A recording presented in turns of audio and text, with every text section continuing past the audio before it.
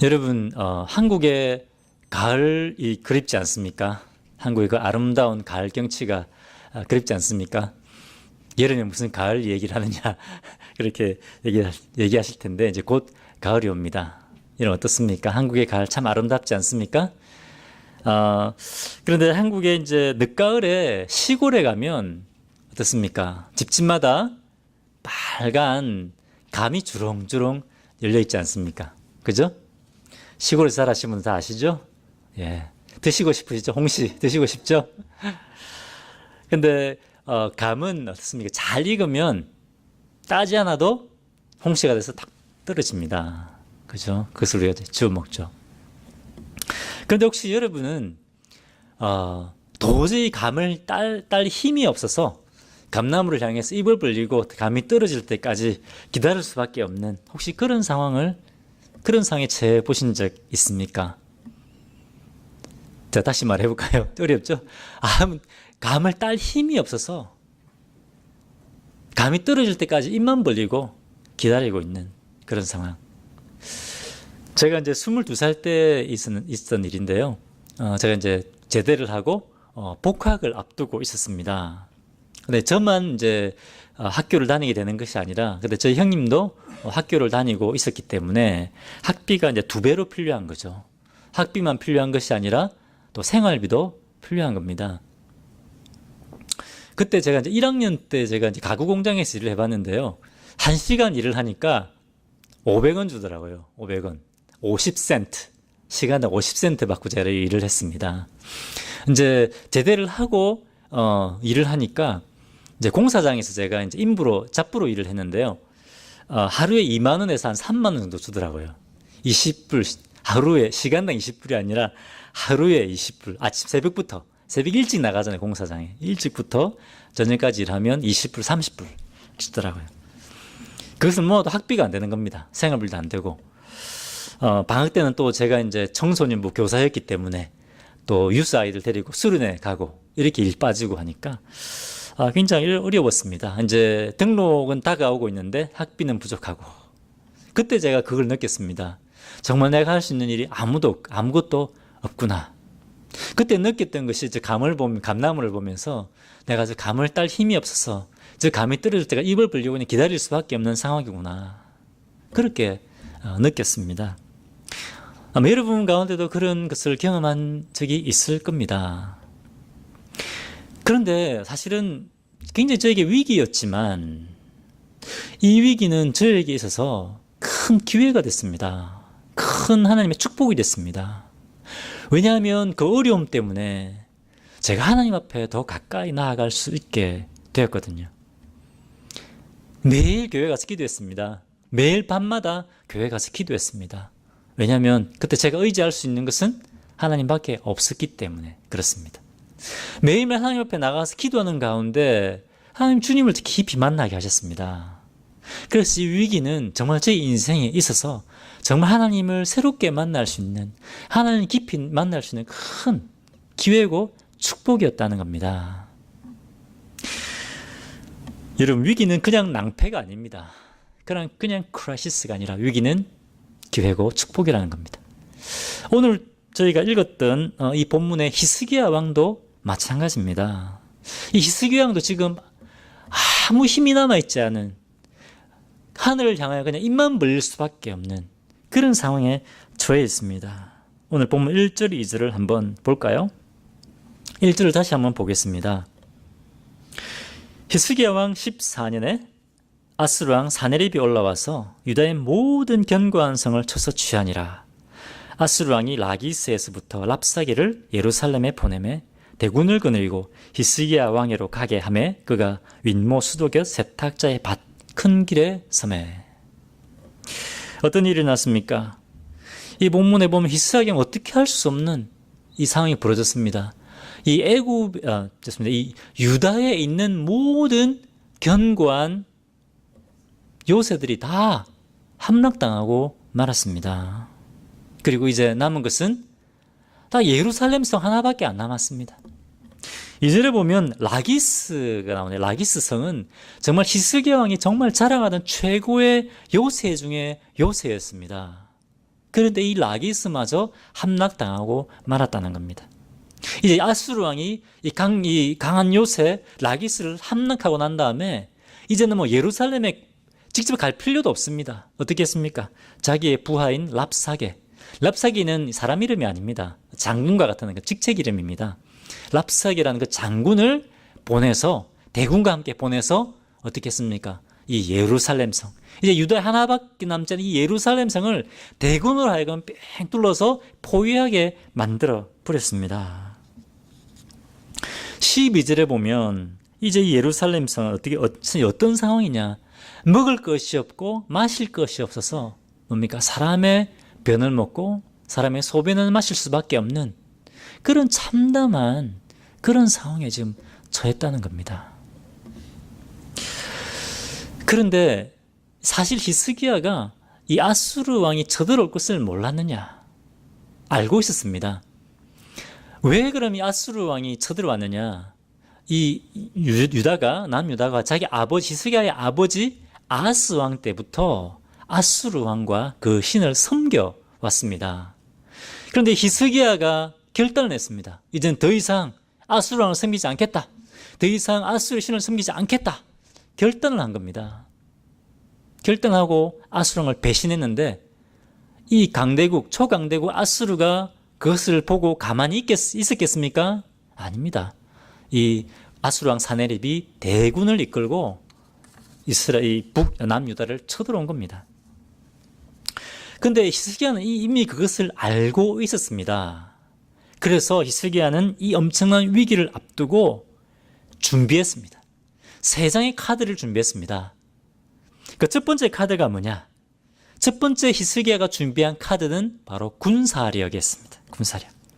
아까 얘기했던 라기스 같은 견관성을 막 만들었습니다. 군인들을 훈련시키고 전략을 짜고, 그죠? 군사력을 키웠습니다. 그리고 예루살렘 성에는 지하에 수로를 팠습니다. 한번 사진을 좀 파워포인트 한번 보여주십시오. 자, 저것이 수로입니다. 여러분, 전쟁하다가 정이 포위되면 제일 아쉬운 게 뭡니까? 그렇습니다. 물과 음식입니다. 그 가운데 물이 없으면 이길 수가 없어요. 아무리 무기가 좋아도 이길 수가 없습니다.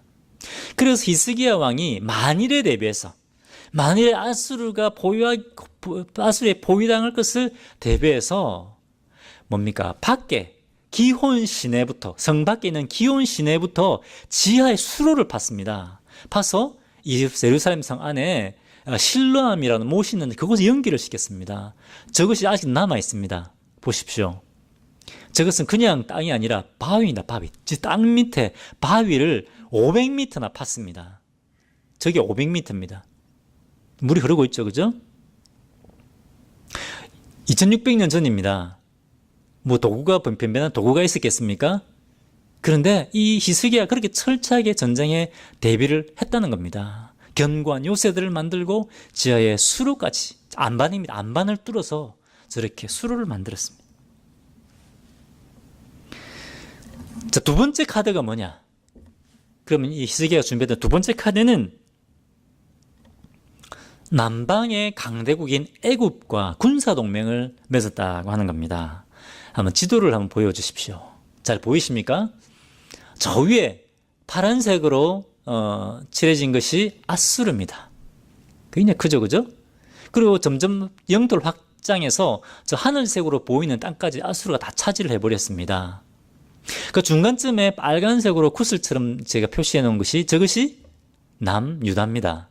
여러분, 저렇게 아수르 저렇게 광대한 나라하고 남유다 조금 나라하고 전쟁을 해서 게임이 되겠습니까? 도저히 이길 수가 없습니다. 그런데 저 밑에 보면 어디가 있습니까? 애굽이 있습니다. 애굽. 남쪽에 또 강대국이 하나 있었는데 바로 그것이 애굽입니다.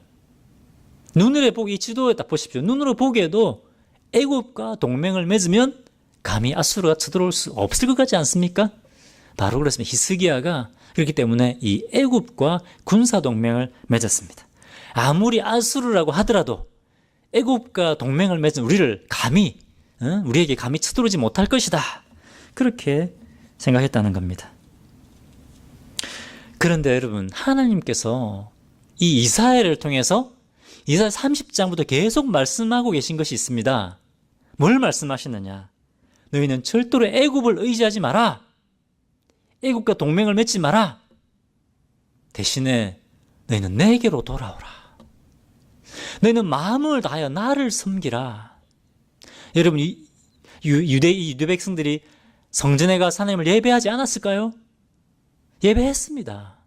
근데 하나님이 정말 원하시는 것은 뭐였냐면 진실한 마음으로 마음을 다하여 주님을 섬기는 것, 그것을 원했다는 겁니다.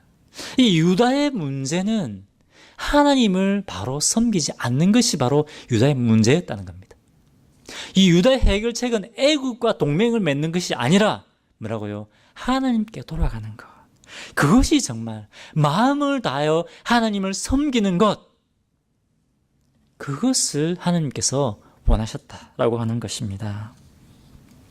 그런데 여러분, 히스기야가 어떻게 했습니까? 이 하나님의 말씀 듣고 애굽을 의지하지 않았습니까? 아닙니다.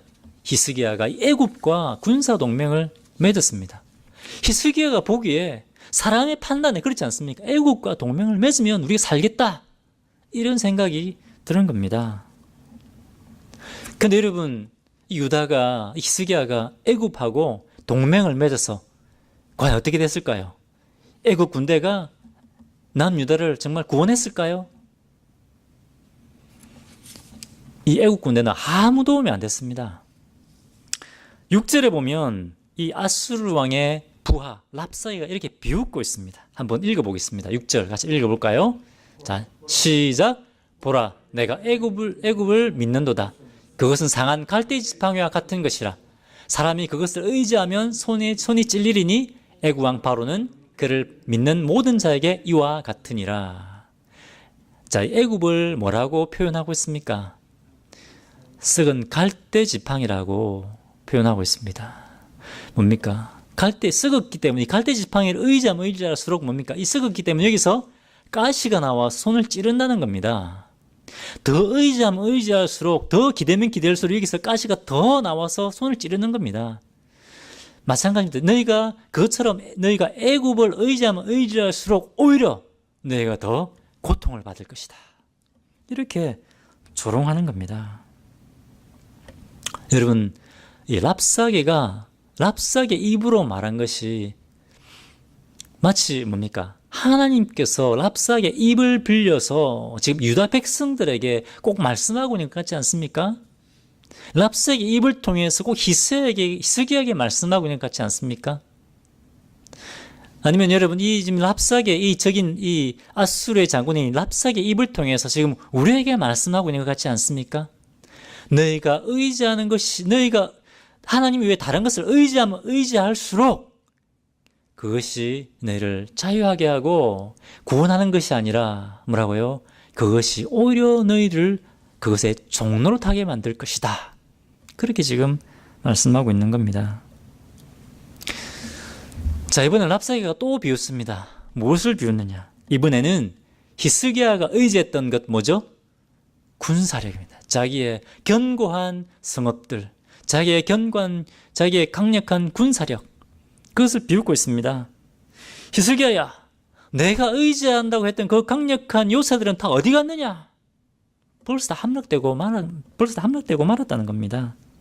또 랍사가 이렇게 말합니다. 내가 말 2,000필을 주어도, 말 2,000필을 그냥 너에게 주어도 그 말 2,000필에 태울 만한 2,000명의 기병이라도 남아있냐? 지금 이 유다에는 2,000명의 기병도 남아있지 않다는 겁니다. 성밖에 안 남아있다는 겁니다. 예루살렘 성 딱 하나밖에 안 남았습니다. 자, 여러분, 이제 히스기야가 해야 될 것이 무엇일까요? 하나님 앞에 나가서 기도해야 되는 것. 하나님 앞에 나가서 기도해야 됩니다. 그런데 히스기야에게는 자기가 사용할 수 있는 카드가 하나 더 있습니다. 마지막 세 번째 카드를 사용합니다. 어떤 것을 선택하느냐? 열왕기하 18장 14절에서 16절 말씀을 같이 한번 읽어보면 좋겠습니다. 이사야에는 나오지 않습니다. 같이 한번 읽어보겠습니다. 시작. 유다의 왕 히스기야가 라기스로 사람을 보내어 아수르 왕에게 이르되 내가 범죄했나이다. 나를 떠나 돌아가소서. 왕이 내게 지우는 것을 내가 당하리이다 하였더니 아수르의 왕이 곧 은 30달란트와 금 30달란트를 정하여 유다 왕 히스기야에게 내게 한지라. 히스기야가 이에 여호와의 성전과 왕궁 곳간에 있는 은을 다 내주고 또 그때에 유다 왕 히스기야가 여호와의 성전 문의 금과 자기의 모든 기둥에 입힌 금을 벗겨 모두 아스르 왕에게 주었더라. 이 마지막 카드는 히스기야의 외교술이었습니다. 히스기야는 자기의 외교 능력을 의지했습니다. 자기 아버지 아하스가 어떻게 했습니까? 자기 아버지 아하스가 북이스라엘과 그죠? 아람이 쳐들어올 때 어떻게 했습니까? 성전에 있는 금을 다 긁어 모아서 아수르 왕에 갖다 바쳐 버렸습니다. 분명히 하나님께서 이사야를 보내서는 저들을 절대로 두려워하지 마라. 그리고 나에게 징조를 구해라 라고 했는데 어떻게 했습니까? 그 아버지 아하스가 성전에 있는 금들을 다 긁어 모아가지고 아수르 왕에 갖다 바쳐 버렸습니다. 아수르 왕이여 우리를 저들에게서 구원해 주십시오. 그렇게 한 겁니다. 그때부터 이 아수르의 종로로 단 겁니다. 그런데 이 히스기야가 어떻게 합니까? 자기 아버지가 했던 것하고 똑같이 합니다. 사실 히스기야는 자기 아버지가 성전을 회파했잖아요. 성전에 금들 다 긁어서 바쳐버렸잖아요. 그 성전을 회복시킨 사람이 히스기야입니다. 히스기야 다시 그 금으로 성전 기둥들과 성전을 다시 장식해서 성전을 회복시킨 사람입니다. 그런데 어떻게 했느냐? 자기가 회복시켰던 이 성전을 또 자기가 금을 다 자기 손으로 긁어내서 또 아수르 왕에 다 바쳐 버린 겁니다. 여러분, 금 30달란트가 얼마나 되는 줄 아십니까? 예, 금 30달란트는 금 1톤입니다. 금 1톤. 오늘날 가치로 하면 얼마나 될까요? 몇백억, 예. 4천만 불입니다. 4천만 불. 예. 계산해보면 4천만 불이었습니다. 아수르 왕 사네립에게 4천만 불을 갖다 바친 겁니다. 자, 이제 4천만 불을 갖다 바쳤으니까 이제 이 문제가 해결됐겠지. 이런 문제가 해결됐을까요? 사네립이 이 금과 은만 받아먹고 어떻게 했습니까? 대군을 예루살렘으로 보내서 예루살렘을 포위시켜 버렸습니다. 자, 이제 히스기야에는 남은 카드가 하나도 없습니다. 돈도 없고 군사도 없고 아무것도 없습니다. 아까 얘기했던 것처럼 아무 힘이 없어. 이제는 진짜 뭡니까? 감이 떨어질 때까지 하늘을 향하여 입만 벌릴 수밖에 없는 그런 상황에 처했다는 겁니다. 최고의 최악의 위기 가운데 빠졌습니다. 그런데 여러분, 사실은 이 위기가 히스기야를 살린 겁니다. 히스기야를 영적으로 살린 겁니다. 이 히스기야의 최악의 이 위기는 최고의 기회가 되고, 그리고 영적으로 새롭게 살아나는 하나님의 놀라운 축복이 되었다는 겁니다. 여러분, 우리에게 다가오는 위기는 우리로 하여금 진실한 마음으로, 간절한 마음으로 하나님 앞에 나아가게 하는 기회입니다. 우리에게 다가오는 이 위기는 뭐냐면 우리 안에 있는 믿음의 불순물을 제거하는 기회가 된다는 겁니다. 진실한 마음으로, 간절한 마음으로 우리가 주님 앞에 나아가게 만듭니다. 자, 37장 1절에 히스기야 왕이 어떻게 했느냐 한번 보겠습니다.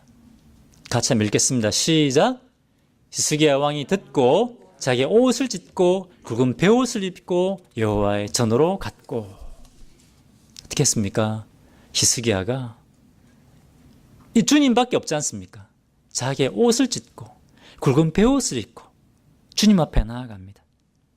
히스기야가 그전에는 성전에 가서 기도하지 않았을까요?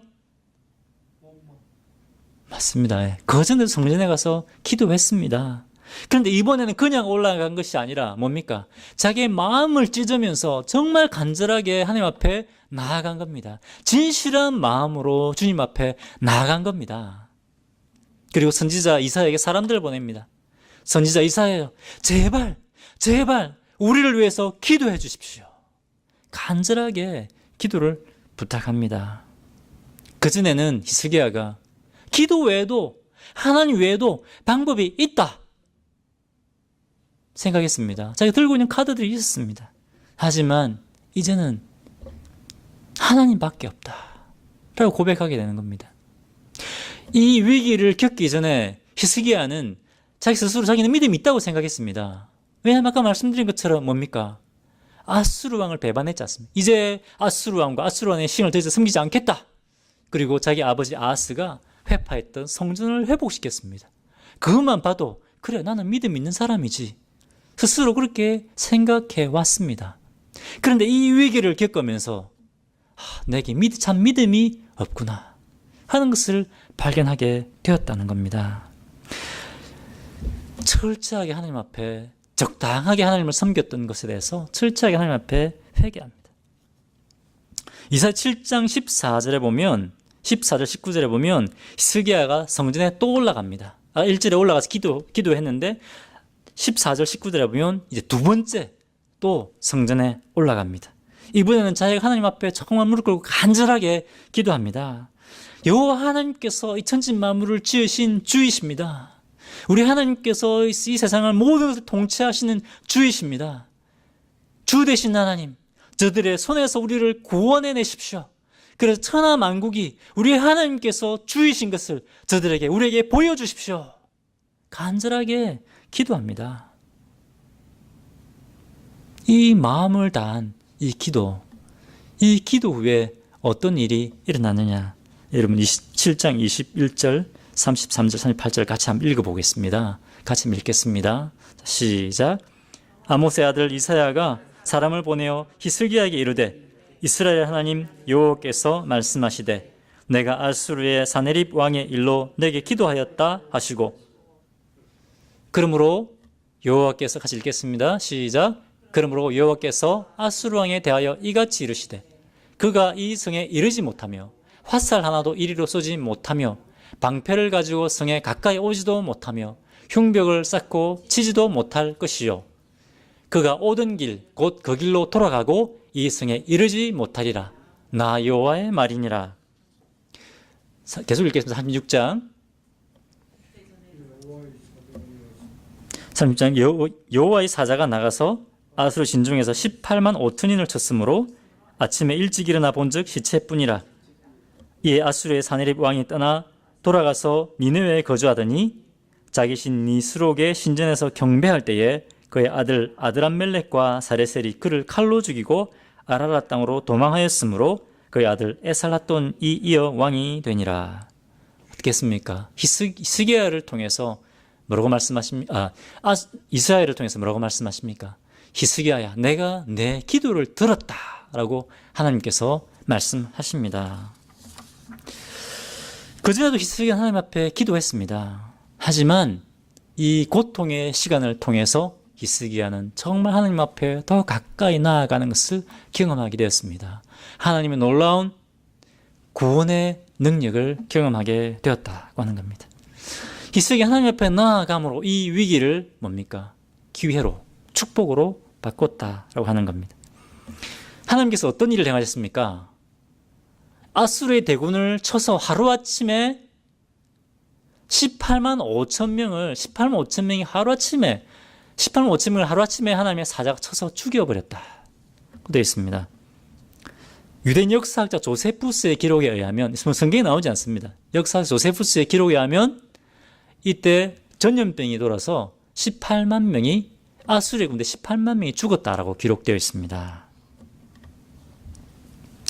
자, 여러분, 그러면 이 아수르 왕 사네립은 어떻게 됐을까요? 사네립이 어떻게 했습니까?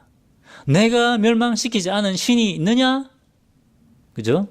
내가 망하지 않게 한 신이 있느냐? 너희가 믿는 하나님은 내가 멸망시킨 다른 신들과 다르냐? 이렇게 교만했던, 그죠? 너희가 믿는 하나님도 별거 없다, 이거 아닙니까? 그죠? 그렇게 교만했던 이 사네립이 어떻게 됐습니까?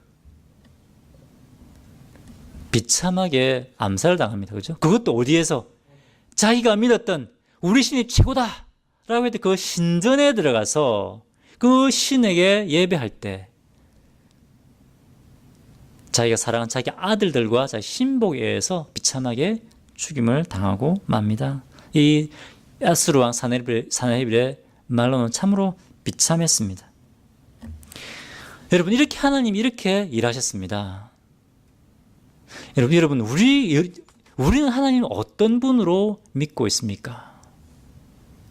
우리는 하나님을 너무 쉽게 생각하고 있지 않습니까? 여러분, 하나님은 이 세상의 모든 것들을 통치하시는 주이시고 왕이십니다. 믿습니까? 우리 하나님, 우리가 온 마음을 다해서 경외해야 할 분입니다. 우리 인생에서 우리가 쥐고 있는 몇 가지 카드 중에 하나가 아니라는 겁니다. 우리의 구원자이시고 우리 주이십니다. 그런데 하나님께서 우리로 하여금 그것을 다시 깨닫게 하기 위해서 뭐라고요? 우리에게 위기를 주신다고 하는 겁니다. 우리가 이런 위기를 당할 때 어떻게 해야 되겠습니까?